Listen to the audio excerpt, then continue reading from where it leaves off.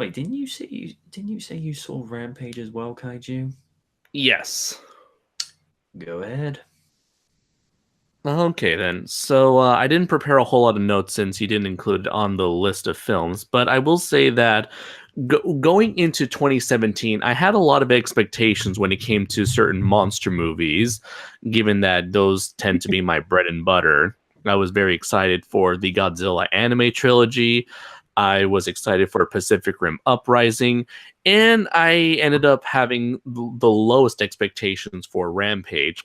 And funny enough, of all those movies, Rampage turned out to be the only one that I liked, despite having the least amount of expectations for it, especially given that it was a video game adaptation, and those tend to come with a lot of uh of those there's tends to be like a very bad reputation when it comes to video game adaptations.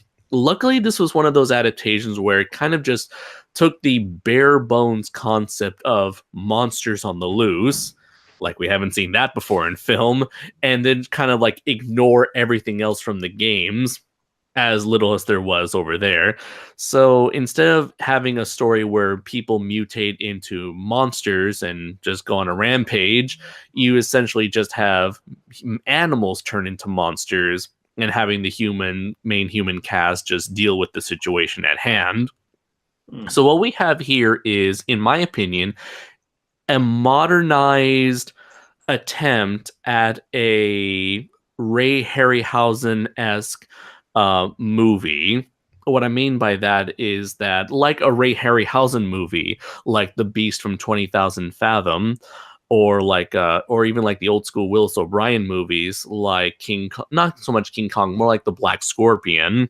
Mm-hmm. It's You have a movie that's very light on plot, a thinly veiled excuse for the monster's existence, and very basic characters that are simply there to take up as little space as possible in order to let the monsters do their own thing. And I feel like, as a modern day, like 50s B movie experience, I felt like it succeeded for the most part. The action itself was surprisingly brutal for a PG-13 film, to where this is a sort of like savagery that you don't even see a lot, even within like something like the Godzilla franchise. Uh, and finally, I want to say, like, even though the characters are very basic, I feel like they do a surprisingly good job. The characters do a very good job and have a lot of charm and charisma, especially in the case of Dwayne Johnson and his relationship with George. What felt very believable and was overall very entertaining and charming. And as being that George is the main monster, I feel like the filmmakers did enough to distinguish himself enough from King Kong, not only by making him an albino gorilla, but also by giving him a lot of personality as well, and making him more of a funnier, more lighthearted character than, which is something that had never really been more of Kong's thing. Hmm. So overall, a very solid movie, and a movie that was luckily able to break the curse, even if it meant just kind of ignoring everything that makes Rampage. Yeah, I was actually meant to have included on the updated list, so that's my bad, dude. No problem. When your 2 cents. It was a really fun movie. It's one of those movies I can't help but think, why did people shit on it other than just because, oh, video game movie, therefore it's automatically bad? This confirmation bias with critics just drives me up the wall. It seems like anything that isn't some pretentious Oscar bait or sob story or hidden political message gets shat on immediately. This was a really, really fun watch. The cast was really charming, really hilarious. I especially loved the FBI agent Russell with his whole, well, it's as my daddy used to say, we assholes have to stick together. I just love how he just essentially took everything he got from Negan and just did it again. Like the filmmakers were like, just do Negan again. Yeah, it's like You in want me this to bring case, it back? No. Don't mind if I do. in this case, he's more of a lovable asshole than a completely heartless asshole, where he is which is what Negan was. But Russell, he's kind of that lovable asshole that whose heart is in the right place.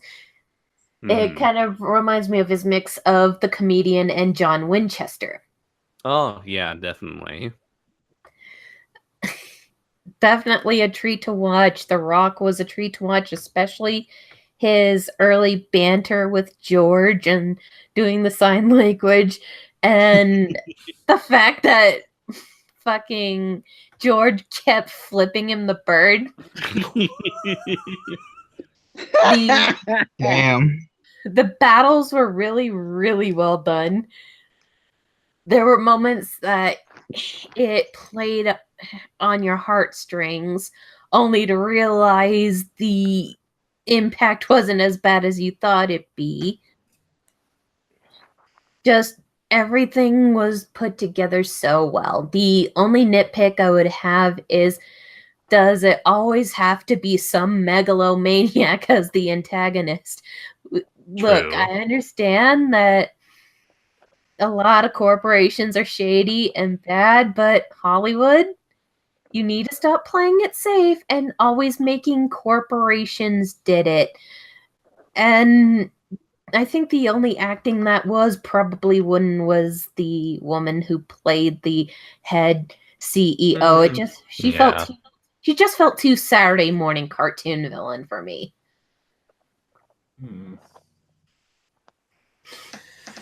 It just felt really, that's the only thing that really felt out of place, but everything else coming together just worked well. The rest of the actors did really, really well. It was all in all enjoyable, and I would kind of give it a recommend. It might not be Shakespeare, but god damn it, is it fun. Hear, hear.